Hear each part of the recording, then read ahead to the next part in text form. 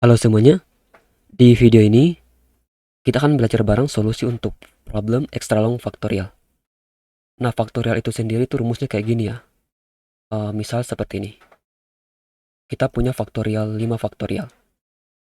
Nah, 5 faktorial itu kita dapat dari 1 kali 2 kali 3 dikali 4 dikali 5.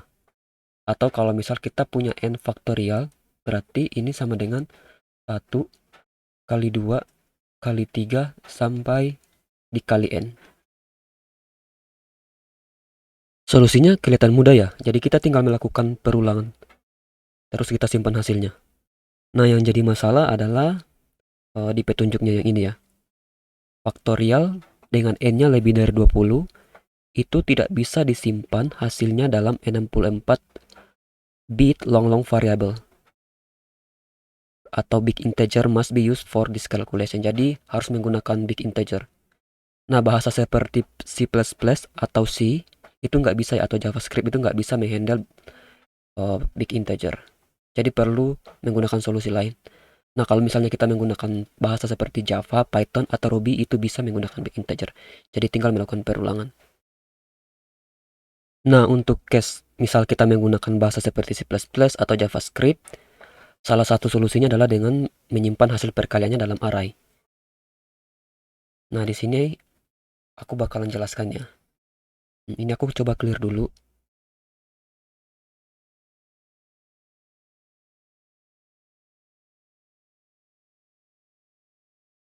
Misal kita punya faktorial 5 yang tadi ya. Faktorial 5, ini kan hasilnya 120.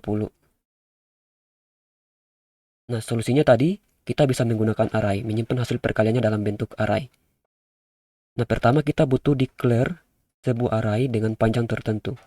Kalau misalnya n-nya 5, berarti kita udah tahu ya, faktorial 5 itu ada 3 digit. Jadi kita initialize array-nya itu dengan 3 item.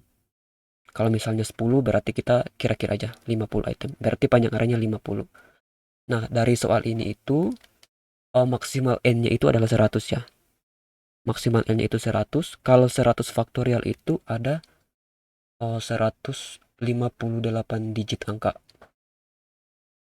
Berarti ini kita bisa, kalau misalnya n yang 100 tadi, kita inisialisis array-nya itu dengan panjang 158. Oke, kita ambil contoh yang ini ya, faktorial 5. Berarti ini kita bisa misal buat array-nya 4. Terus kita simpan di sebuah variabel, misal namanya respon.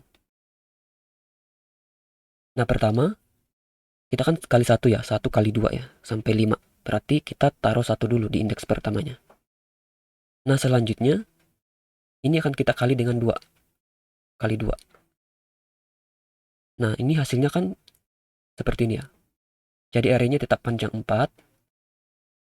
1 kali 2, satunya dikali 2 ya. Jadi sekarang 2 kayak gini ya. Ini tetap kosong. Nah, selanjutnya dikali 3. Jadi ini kita menggunakan perulangan ya. Dikali 3, ini kan jadinya 6 ya. 6, taruh di sini, terus ini masih kosong. Selanjutnya dikali 4. Jadi array-nya tetap seperti ini ya. Oh ya, ini di sini kita perlu nge-track panjang array-nya ya. Untuk nanti output programnya. Jadi ini length-nya 1. Dari sini ya, yang ada isinya. Yang kosong kita abaikan. Terus ini length-nya 1 juga. Ini juga length-nya 1. Selanjutnya ini kita kali dengan 4. 4 kali 6 itu kan 24. 24 itu 2 digit. Jadi perlu kita pisah ya. 24 kita pisah satuan dan puluhan. Ini bisa menggunakan modulus. Nah, 4-nya kita taruh di depan sini. Terus puluhannya kita taruh di sini. Biar gampang nanti untuk menghitung hasilnya. Nanti kita tinggal baca dari sini ya. Dari itu. Selanjutnya ini kita kali dengan 5. Kali 5. Arahnya tetap panjangnya 4 ya. Seperti yang kita inisialisasi sebelumnya. 5 kali 4 itu kan 20. 20 itu 2 digit. Berarti kita bisa ya, satuan dan puluhan. Kita taruh nolnya di sini. Berarti masih ada sisa 2. Selanjutnya 2 kali 5 itu 10. Masih ada sisa 2 tadi, tambah. Berarti 12. 12 itu 2 digit, kita pisah puluhan dan satuan. 2-nya taruh di sini, satunya taruh di sini. Oke? Mari kita coba sampai faktorial 6. Berarti di sini kita tinggal dikalikan 6 ya. Kalikan 6. Berarti hasilnya seperti ini. Arraynya tetap panjangnya 4. 6 dikali 0. Ini 0 kan ya? 0. Terus 2 dikali 6 itu 12. Kita pisah puluhan satuan. 2-nya taruh di sini, satunya disimpan. Terus 1 dikali 6, 6. Ditambah 1, 7. Berarti kalau misalnya faktorial 6, itu tinggal baca dari sini ya. Dari sini sampai ke sini. Berarti hasilnya 7, 20. Nah, seperti itu ya algoritmanya. Jadi kita nggak nyimpan hasilnya itu dalam bentuk integer, tapi kita simpan dalam array. Terus kita kali dengan cara di looping ya. Oke, kita langsung ke programnya. Di sini kita tinggal pilih bahasanya JavaScript seperti biasa. Selanjutnya kita tulis solusi kita di sini. Di dalam function extra long factorial. Nah, pertama kita perlu buat array kan. Array yang panjangnya kita perkirakan. Nah, karena n-nya kita tahu kalau n faktor L 100 faktorial itu adalah 158 digit. Berarti ini kita bisa initialize minimal 158 digit. New array.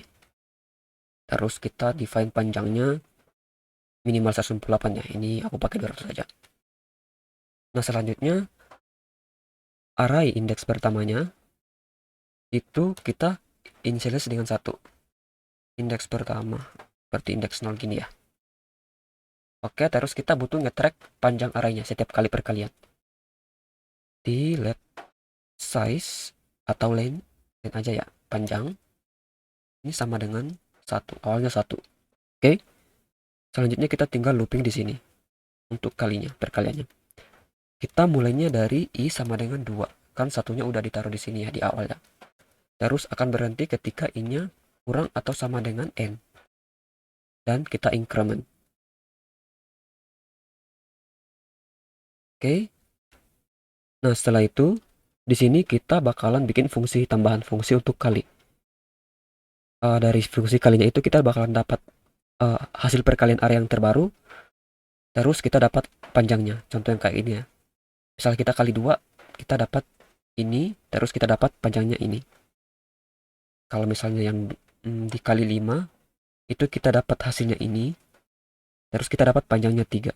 Jadi dari fungsi perkalian itu kita dapat hasil perkaliannya dan panjangnya berapa. Oke?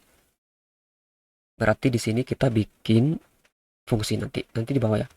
Tapi kita dapat hasilnya result, misal result, terus kita dapat dari fungsi multiply, ini belum kita bikin. Terus ini bakal menerima parameter x-nya, sekarang dikalikan dengan berapa, terus arraynya, terus size-nya. Oke. Terus dari sini kita bakalan dapat dua yang tadi, hasil perkaliannya dan panjangnya. Untuk digunakan untuk mengupdate array yang ini. Berarti di sini array ini biar nggak apa-apa deh. Array sama dengan dot res. Ini belum kita bikinnya.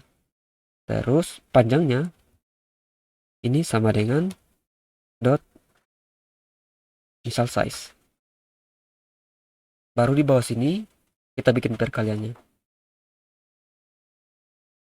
Bikin fungsi perkalian di bawah function. Misal namanya multiply. Multiply-nya itu tadi menerima parameter ya. Dikalikan dengan apa? Apa yang dikali? Tadi arraynya. Di sini arraynya. Misal namanya res. Parameternya res. Terus size-nya berapa?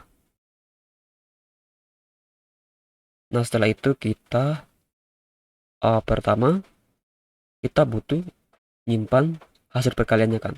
Buat variabel untuk sisa perkaliannya. Misal namanya carry. Carry ini nanti awalnya kita define 0 ya. Berarti sama dengan 0. Terus kita looping mulai dari indeks pertama, berarti dari indeks ke 0 sampai ke panjang dari range yang tadi. Atau bisa langsung size aja, size ya. Size, kurang dari size, terus incrementnya. Oh, ini aku salah tipe ya, size. Oke, setelah itu di sini kita bakalan lakukan perkalian. Pertama kita butuh variabel untuk menyimpan hasil perkaliannya, ditambah dengan kalau ada sisanya. Awalnya 0 ya, karena ini baru pertama. Nama variabelnya prod, terus ini kita kalikan res indeks KI, kita kali dengan X. Terus kita tambah dengan sisanya. Nah, setelah itu di bawah kita bakalan update nih indeks KI-nya. Indeks KI-nya sekarang adalah prod, terus kalau misalnya puluhan kan kita bagi puluhan dan satuannya ya. Berarti kita pakai modulus 10. Nah, seperti itu. Terus kita update sisanya kalau ada, itu kita dapat dari hasil pembagiannya. Prod dibagi dengan 10. Nah, karena sisanya ini bisa dalam bentuk angka desimal yang koma-koma ya. Berarti ini kita pakai metode mat untuk membulatkan. Dot floor,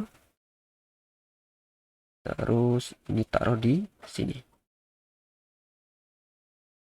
Nah, gimana kalau misalnya masih ada sisanya nih? Kalau misalnya kita udah kali, contoh yang tadi yang ini ya, misal di indeks 1 kita kali dengan 5, kan hasilnya 24 kali 5 kan 20.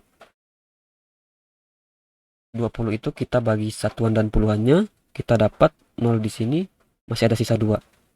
Nah, kalau misalnya masih ada sisa seperti itu, kita perlu ngecek lagi nih. Kalau masih ada sisanya, kita update di sini, di indeks terakhirnya. Contoh misal ini ya, 5 kali 4 kan 20. Kita kita pisah, nolnya di sini, 2-nya masih ada. Terus 2 kali 5, 10, tambah 2, 12. Nah, 12 itu kan masih ada sisanya, berarti kita update di indeks sini terakhir. Berarti kalau dari sini, kita bisa menggunakan looping, while, kita ngecek, selama masih ada nilai ini, nilai sisanya, kita bakal melakukan seperti ini. Pertama, res di indeks terakhirnya, size, kita update ya. Kita dapat dari sisanya, terus bagi 10, modul 10. Setelah itu, kita update sisanya. Pakai metode yang sama, mat floor, terus kita dapat dari sisa yang tadi dibagi 10. Setelah itu kita update panjangnya, size-nya.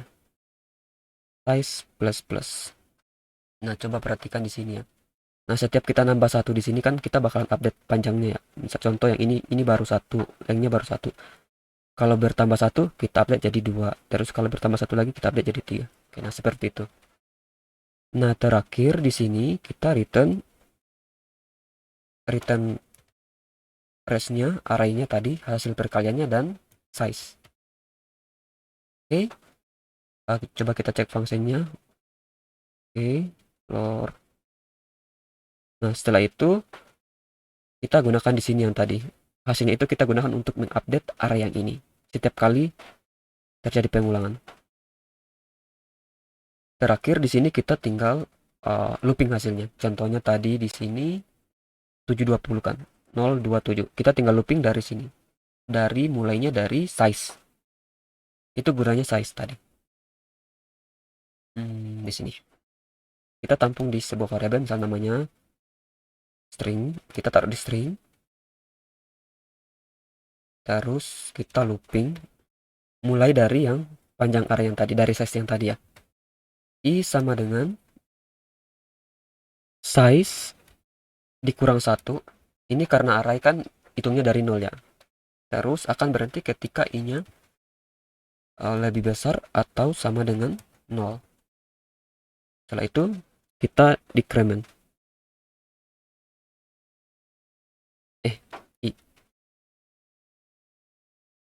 Nanti kita update str-nya jadi array indeks ke i. Berarti yang tadi misalnya 027 berarti 7 dulu, terus ditaruh di sini 7, terus 2 tambah di depannya, terus 0 tambah di depannya lagi. Nah, seperti itu. Nah, terakhir kita tinggal output. Di sini line outputnya console.log str, terus oh ya, ini salah ya. Ini harusnya len, terus ini juga ya, bukan sama dengan, tapi plus sama dengan. Ini assignment. Kalau sama dengan kan assignmentnya. Oke, coba kita periksa lagi. Multiply. Oke, coba kita run code-nya. Oke, sudah berhasil ya. Tinggal submit code. Oke, udah pas semua. Nah, untuk tutorial kali ini sampai di sini. Semoga tutorialnya bermanfaat dan sampai jumpa kapan-kapan.